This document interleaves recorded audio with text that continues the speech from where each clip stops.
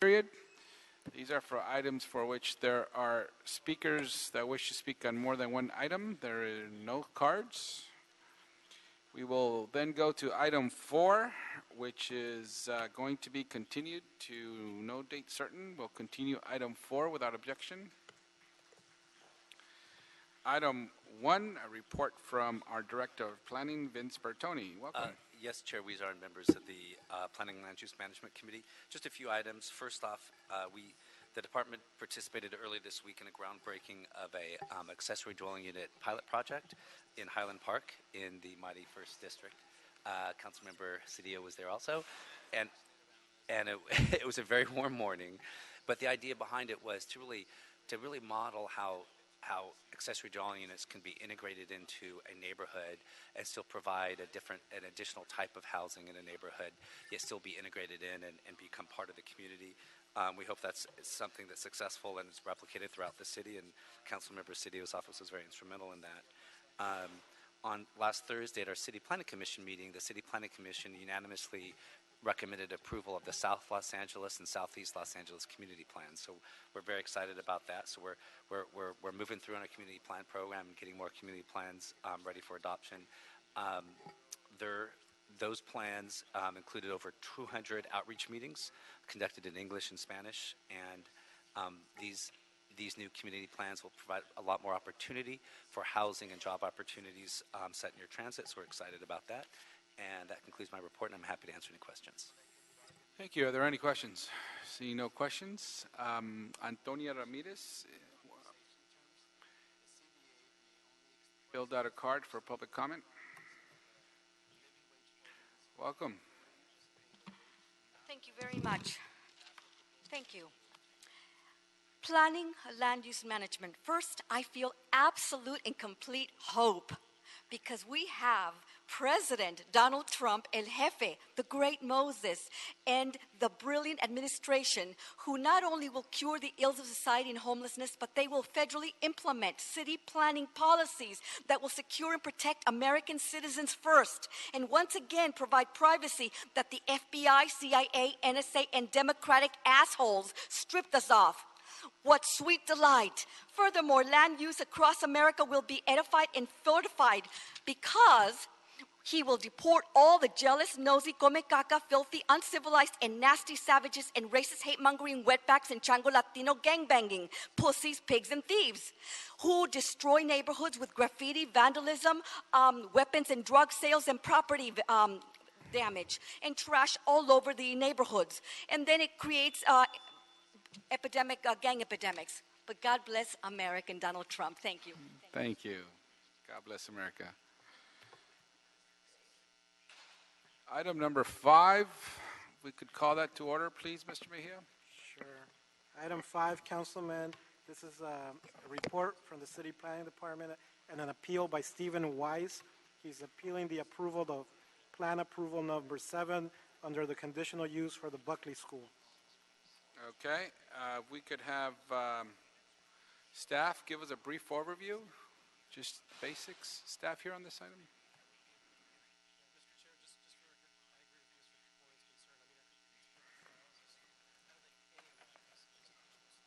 Just a brief overview on what it is. It's going to be totally brief. Tom Glick, City Planning Department. This is an appeal of the director's plan approval. This was the 7th plan approval on the Buckley School, which was approved in 2008. The director issued a plan approval, essentially reviewing the annual compliance report, which was requirement of the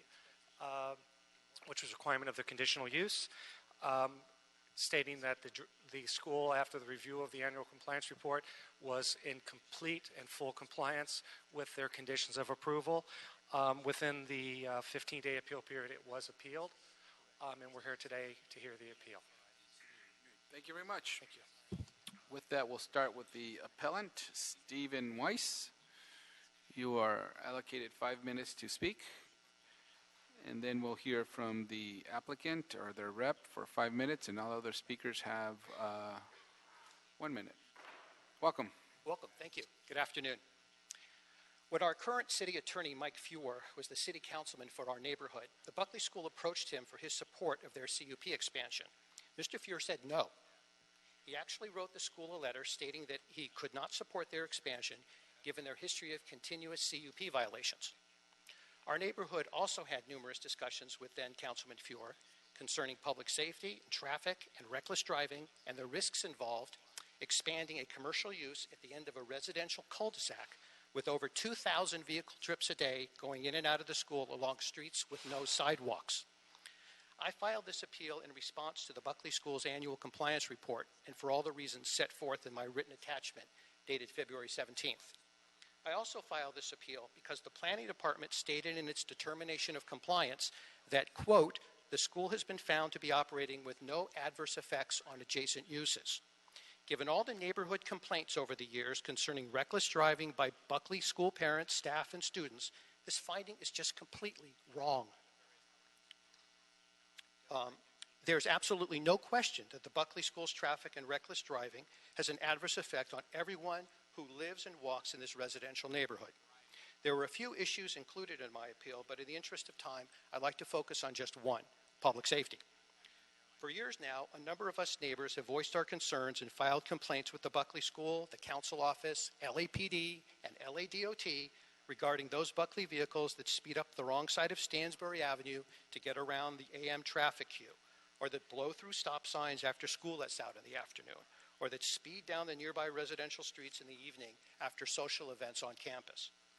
A couple of months ago, LADOT recognized how dangerous this wrong-way driving problem was by repainting double yellow lines down the center of our street, just one block north of the campus. It now looks like the center median of the San Bernardino Freeway in front of our homes. The problem has gotten better since this restriping, but unfortunately a number of cars, including Buckley vehicles, continue to drive up the wrong side of the street. In fact, a few months ago, Officer Slinsky of the LAPD actually cited a bus full of Buckley students that was driving illegally up the wrong side of Stansbury. I certainly recognize that these reckless drivers do not represent everyone associated with the school, and our neighborhood certainly appreciates all the emails and letters that Buckley tells us they send to their parents, pleading with and threatening them to drive safely. But these passive measures are just not working. We keep hearing over and over again how seriously the school takes our traffic concerns. But nearly every day or night, a small but consistent number of Buckley vehicles continue driving recklessly in the neighborhood. And if we complain, we're told again how seriously the school takes our traffic concerns. And the pattern goes on and on and on for years now. Frankly, it's gotten to the point now where most of my neighbors have simply given up complaining. A few months ago, I left a message for Buckley's head of school about a parent I saw in the morning who was flying up Stansbury going at least twice the legal speed limit. I wasn't the only neighbor who witnessed this Maserati. The answer I received back from the school was that I was mistaken, that this particular vehicle had a loud engine and I was confused. Something has to change. It's simply unfair for the Buckley School to plead poverty when asked to monitor its daily traffic and then rely on its neighbors to serve as their CUP traffic informants. My suspicion is that no one on staff at the planning department is even aware of the extent of the neighborhood traffic problems, because if they were, there's simply no way they could have come to their conclusion. So please, in the interest of public safety, I ask that you consider my request to modify Section 26 of the school CUP and require that Buckley provide daily traffic monitors, not only in the AM drop-off hours as my initial appeal requested, but in the afternoon and the evenings as well. Look, I'm not suggesting today that these monitors should enforce our traffic laws, but here's the reality. One, LAPD's senior lead officer for our neighborhood has made it clear they don't have the resources. Two, the emails and letters that Buckley sends their parents aren't solving the problem. Three, I'm sure that the Buckley School doesn't want what the Archer School just agreed to, which I understand is mandatory shuttling of 75% of its enrollment. And Archer isn't even located at the end of a cul-de-sac in a residential neighborhood. And four, certainly nobody wants to see anybody injured. In conclusion, Section 1F of Buckley's CUP states, quote, the authorized use shall be conducted at all times with due regard for the residential character of the surrounding area, and the right is reserved to the City Planning Commission to impose additional corrective conditions if, in its opinion, such conditions are necessary for protection of persons using the school or residents in the area. Section 26 of the CUP needs to be updated. But if there's some reason why this modest solution that I'm suggesting is not agreeable, then please, on behalf of everyone who lives in the neighborhood, help us find a solution to this public safety problem. Thank you for your time. Thank you very much. At this time, let's call up Council District 4 Representative Julia Duncan. I understand you may have some proposed recommendations. Would it be possible to wait until after public comment? Yeah, the city attorney has advised that we should, if you want, you could submit whatever changes you're proposing and then comment at the end as well. and do They've both. been submitted. Oh, they have been submitted. All right, Okay. I can give a copy. If I I can wasn't suggest aware of that the applicant be given their 5 minutes, but prior to public comment, that the council office does present its suggestions and make its comments. Okay, but they've been presented. Okay, thank you. That's fine. So, David Goldberg, you're the rep for the school? Yes. Yeah, Okay. good afternoon, Chair Weezar, committee members, David Goldberg of Armbruster, Goldsmith, and Delvac, on behalf of the Buckley School. With apologies, the head of school, James Busby, originally intended to address this committee when the hearing was originally scheduled back in May, and he is now traveling. For those of you not familiar with the Buckley School, it's a K-12 school with a total enrollment of 830 students, and it's been at its present location since the 1960s. It's located at Stansbury Avenue at the end of a street that dead ends from Ventura Boulevard. In 2008, the school received an amended CUP, which permitted renovations and new construction as well as an enrollment increase. And as a part of that, we were required to submit annual compliance reviews, and those reviews began in 2012. We've submitted 4 compliance reviews. In all 4 cases, the planning department has found the school to be in compliance. This is the first appeal. The school appreciates being a part of this great Sherman Oaks neighborhood and does work hard at being a good neighbor. And so while we are sensitive to the issues raised in the appeal, we simply don't agree that the appeal demonstrates noncompliance with the school's CUP. You've heard from the planning department standing behind their denial of the appeal, and the Sherman Oaks Neighborhood Council has also submitted a community impact statement in opposition to the appeal, and we've also submitted a detailed letter. But let's just touch on the traffic issues that Mr. Weiss raised. It's important to note that the school has reduced its car trips substantially over the last 10 years, even with an enrollment increase, through an effective carpooling and busing program. And so while it has reduced its trips, unfortunately, commuter traffic in the area, in large part due to navigation apps like Weiss, have brought a lot of cars through this community. And it's led to an unfortunate amount of congestion in the morning, both for residents and Buckley families seeking to arrive at the school. Mr. Weiss referenced LAPD Officer Slinsky that came out and monitored this situation in the morning, because what's happening is there's a long lineup of cars trying to make a right turn from Stansbury to Valley Vista to get over to Beverly Glen, and certain cars don't like to wait in that line, and they kind of pull out and then get back in. And the officer did note that a Buckley bus did that, but he also noted 3 other drivers that morning that had nothing to do with Buckley, that were either commuters or residents. So this is really an area-wide issue. The Buckley School does take its obligations under the CUP very seriously. It has a good neighbor policy. It imposes fines on parents and student drivers that don't abide by that policy. And we've been in discussions with Mr. Weiss, and we've tried to address some of his concerns by having the head of facilities, Mr. Curtis Covington, monitor that intersection in the mornings when available. But we simply cannot take our security officers that are on site and are there to protect the safety of the students and the faculty and to ensure that the drop-off in the morning goes smoothly. We can't take them and put them out on the street. They can't police the streets. And as far as departures at the end of the day, likewise, the suggestion would basically have Buckley staff standing at that intersection all day, because we have folks departing the school all day long. And that's simply not a workable approach. We believe we've addressed all of the issues as they arise.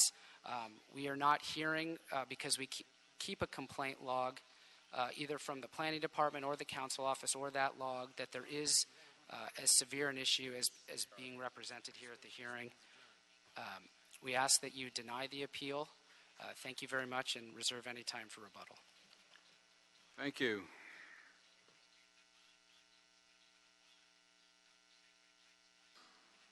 Ronald Ziff from Sherman Oaks Neighborhood Council. Thank you. You have a CIS on file? Yes, I do. Okay, so you have 5 minutes as well? Thank you. you. I won't take that long. Okay. The Sherman Oaks Neighborhood Council finds the school to be an absolute gem. It's an asset to the community, and we feel it's in compliance with its CUP. As far as traffic is concerned, there is a traffic problem on Stansbury, but that's caused by commuter traffic getting to Beverly Glen. There are 800,000 daily car trips between the Valley and West LA. Unfortunately, every one of those cars passes through Sherman Oaks. Not all of them on this street. Metro will be building the Sepulveda Pass project, and that was approved by the voters last November. So we're confident that when that's done, there will be relief to traffic. We do oppose this appeal because it's a frivolous appeal. The appeal alleges that the school is not in compliance. It is. The appeal seeks the removal of the neighborhood council from the committee that oversees the conditional use permit compliance. The neighborhood council is comprised of members elected by the public in elections managed by the city clerk, and we duly represent the 65,000 residents of the community. The removal of the council from the committee would be detrimental. The appeal also states that 2 members of the council have a conflict of interest. However, those 2 members have recused themselves and not been present at any vote on the school or its conditional use permit, not even the vote on this community impact statement. I've been the council's representative on the oversight committee for the last 6 years, and I have no ties to the school whatsoever, other than the fact that I serve the neighborhood council on the committee. So thank you very much. Thank you for your testimony, sir. Arnold Newman, Bruce Holohan, and Andrew Gunn. 1 minute each. Thank you. Thank you. I would like to just briefly state that in my 4 decades of experience, the Sherman Oaks community is luminously enamored with Buckley School, its staff, its students, and is proud to have such a sterling institution in our midst. I really think the problems here, several of which I am not going to address for conservancy of time, are not deserved. And going over the petition on some of these issues, we have found ways to ameliorate some of the problems that Mr. Weiss has addressed. Thank you for your time. Thank you. Bruce Holohan.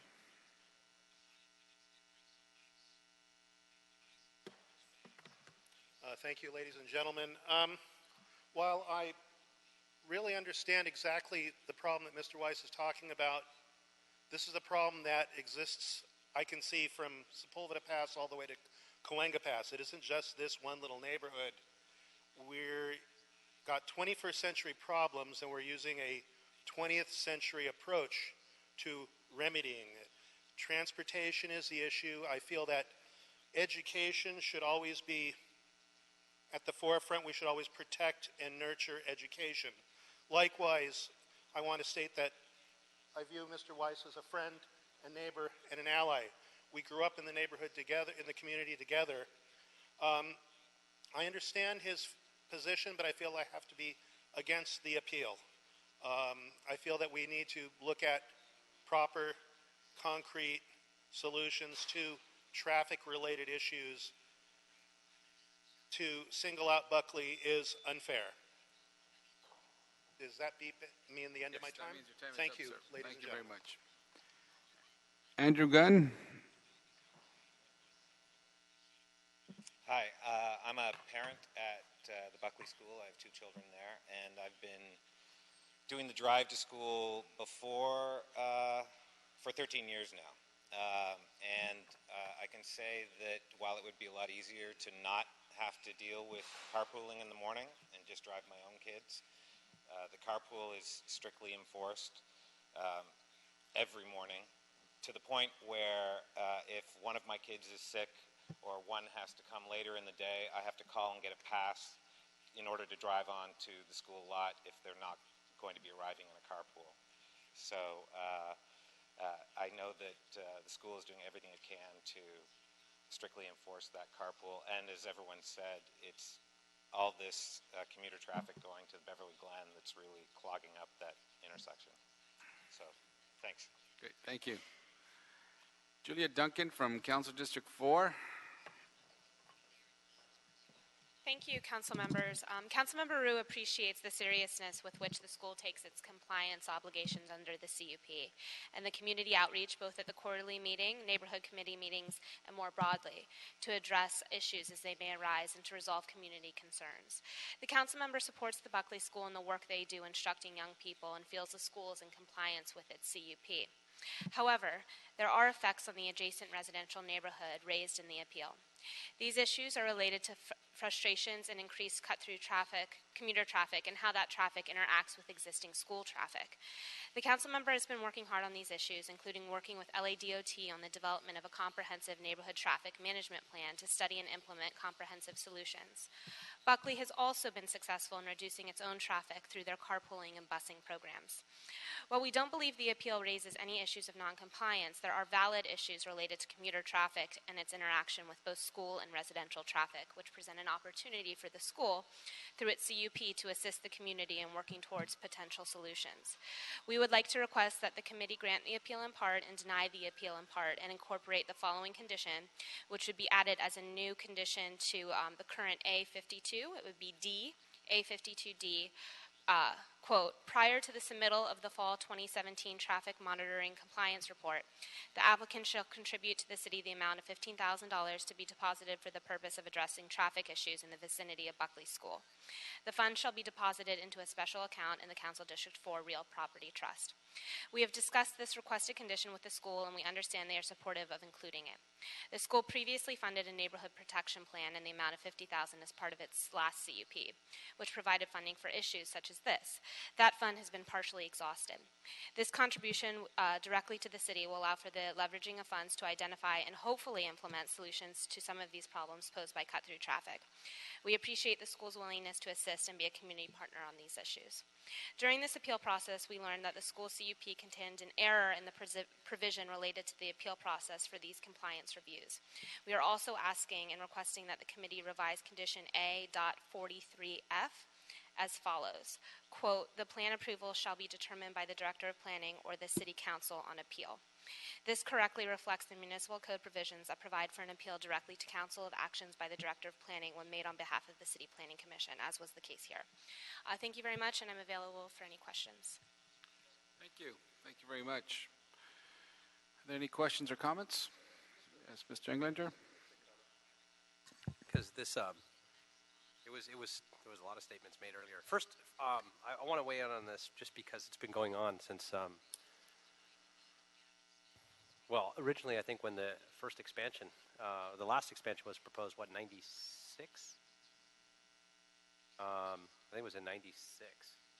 There was a lot of conversation about the traffic issues and the things that were happening here. From my experience, not only sitting in this committee, but my own district, the two hardest things to either get built or operate in a neighborhood is a school or a church. Like, nobody wants them. And if there's any traffic, it's because of them. Nobody else. It's never anybody that lives there that is violating any of the rules and regulations. Always the people who are attending that. And I'll throw temples in there too, since I'm Jewish. But it's always the schools that have the issues. And I think, we have these issues everywhere. This is simply a compliance report, from my understanding, right? It's not an expansion, it's a compliance report. And I think that in light of seeing some of the compromises that the Buckley School and CD4 stepped up with. I like that idea. I will just state on the record, personally, I mean, 15,000 doesn't seem like it's enough, but I think you could probably, I mean, in the city of LA, it's twice that to install like a stop sign. But so I think more needs to be done. There's no question around public schools and private schools. I like to see volunteers out there in all the schools that I work with, not in terms of mandating a regulation, but getting more volunteers and parents to enforce some of the rules. And that would be my suggestion, because we have these issues come through here every week with schools and churches. And yet, that's what makes a community, is having good schools and faith-based organizations in our communities, yet nobody wants them. And this is what happens. So I wanted to address the appeal. I had to speak on this because I think it's been coming to this committee for, I don't know, I think every school. The Buckley School has been here many, many, many times. And I've seen the parents and the teachers really step up to make a difference and trying to make sure that they have outreach with all the folks that are coming to pick up and drop off. It's disheartening to hear the fact that there was one of the buses cited, but good to hear that LAPD was out there enforcing. So I want to thank everybody for coming down. I wanted to weigh in just because this is like nostalgic, this issue for me. So thank you. All right, thank you. Wow. Along those lines, let's move this. So we'll move to grant in part and deny in part the appeal filed by Stephen Weiss, and incorporate the new condition A.52.D and revise the condition A.43F as requested and circulated by CD4. Second by Mr. Cedillo. Any questions? Any objections? So ordered. Thank you. All right. If we could now turn to item number 2 and 3 and read those into the record, please. Sure. Item 2, Councilman, is a general plan amendment and a zone change for the new hotel. The existing Vagabond Hotel is being demolished. And item 3 is the development agreement with a combined value of $500,000 in CD 9. Mr. Price, I understand that you're okay putting this on consent. Okay. All right. So we do have 2 cards that have been submitted. As long as I get their okay to waive their right to opportunity to speak. Rachel Torres and Maria Cardenas, would you waive your time to speak? Yeah. Okay. So with that, we will approve items 2 and 3 on consent without objection. Councilman, if we may request the city attorney to prepare the ordinance for number 3 on the development agreement. Okay, we'll incorporate that into our motion. Okay. Thank you very much. So that moves items 2 and 3. Our last item is general public comment. Antonia Ramirez.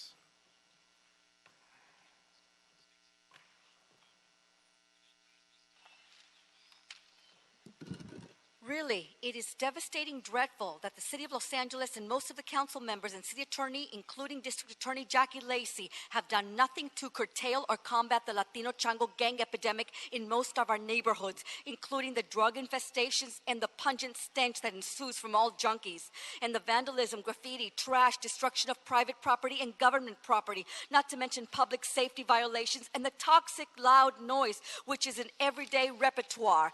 Mayor Eric Garcetti is delusional to embrace these criminal violent felons and provide these wetbacks and gangbangers a safe haven sanctuary and legal funding to avoid deportations, along with all other unlawful subsidies at taxpayers' expense, while the middle class America and our beloved military veterans are homeless. Truly, that is shameful. He's trying to provide a Shangri-La or butt kiss their asses, I don't know, but other than that, this man really needs to be recalled. Again, Mayor Garcetti and Governor Brown are nothing more than a bunch of butt-kissing pussies. God bless America.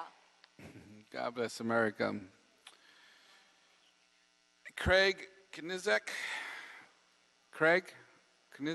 are you here? General public comment? Not here? Okay, so that ends this meeting. Meeting adjourned. Thank you very much. 3 o'clock.